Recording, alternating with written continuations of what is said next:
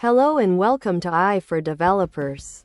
I'm Chaitanya talking bot. Today's lesson is titled Generative Adversarial Networks. GANs. The AI Art Forgers and Detectives. Welcome to AI for Developers. Today, we're diving into generative adversarial networks. Or GANs. Imagine an AI artist so good it can create pictures of people who don't exist. Hyper-realistic art, or even new fashion designs. But how? It's like an ongoing game between an art forger trying to create perfect fakes and a detective trying to spot them. This adversarial game is what makes GANs incredibly powerful and creative. As developers, understanding GANs means unlocking a new realm of AI possibilities for generating unique content. Most AI you've heard of, like telling if a picture is a cat or a dog, is about classification, taking existing data and labeling it. But what if you wanted AI to create something entirely new? That's where generative AI comes in. GANs are a star player in this field. Instead of just identifying a cat, a GAN can draw a brand new cat that no one has ever seen before, complete with whiskers and a tail, from scratch.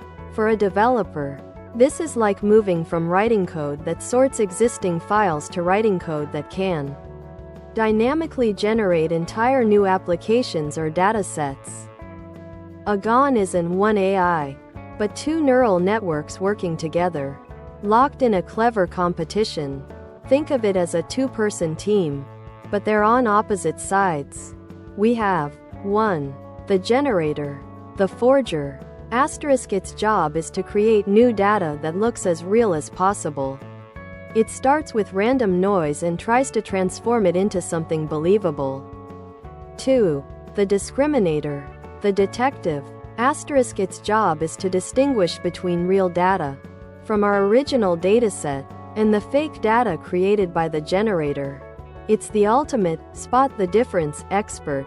This constant push and pull is the magic behind GANs. Let's zoom in on the generator. From a developer's perspective, the generator is a complex function, often built using deep learning techniques like convolutional neural networks, CNNs. Input. It takes random numbers.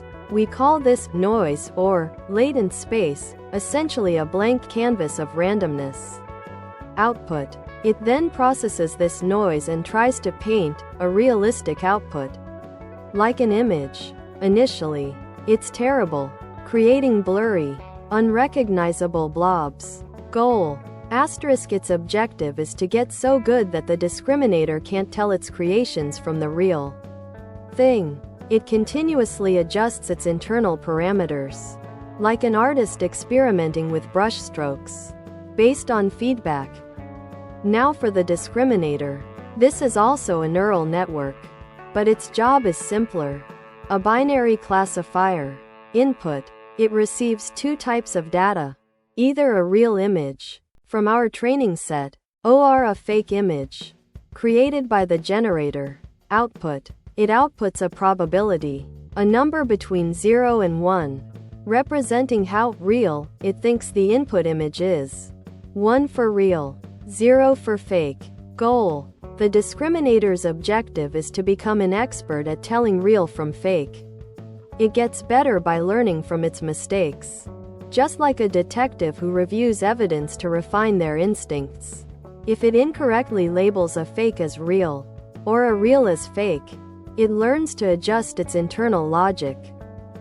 Here's how the two AI networks train together in a continuous loop. 1. Generator creates. The generator takes random noise and creates a fake piece of data, e.g., a fake image. 2. Discriminator judges. The discriminator is shown both real data from our dataset and the fake data from the generator. It tries to identify which is which. 3. Feedback and learning.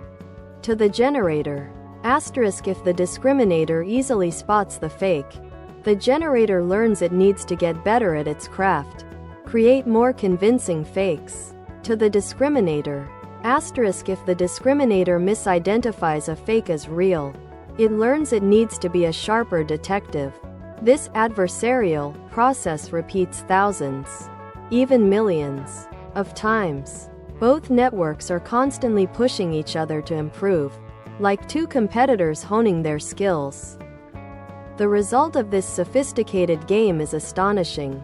The generator eventually becomes incredibly adept at creating truly novel, realistic data, realistic images, asterisk generating faces of people who don't exist, realistic landscapes, art and design, asterisk creating new fashion items, generating unique artistic styles, data augmentation, asterisk creating synthetic data to train other AI models when real data is scarce, medical imaging, asterisk generating synthetic medical scans for research. As a developer, GANs open doors to building applications that don't just process existing data but invent new solutions, designs, and content, pushing the boundaries of what AI can do. Thanks for watching. If you found this helpful, make sure to subscribe to our channel and hit the like button.